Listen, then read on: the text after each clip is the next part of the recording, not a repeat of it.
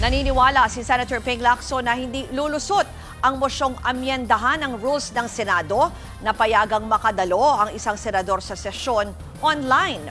Ayon kay Lacson, papayagan lang ang ganitong sitwasyon sa ilalim ng Senate rules sa gitna ng force majeure. Ibig sabihin kung mayroon lamang sakuna at delubyo katulad ng nangyari noong COVID-19 pandemic.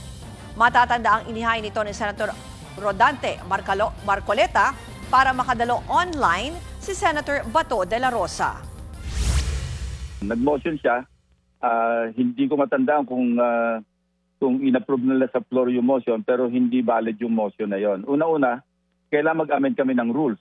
May publication, imo-motion sa floor, pag-uusapan namin sa Committee on Rules, hindi lulusot. At saka maantala kami pagka binago pa namin yung rules.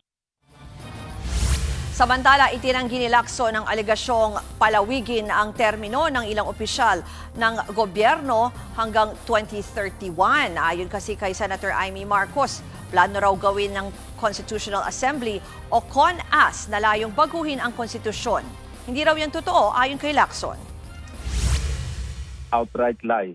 Kasi nungalingan, walang pag-uusap kami. Napakalimit kami magkoko sa minorya. Never yang napag-usapan. Never yang nabanggit yung CONAS. Kung meron mang plano na mag-CONAS, hindi namin alam yun.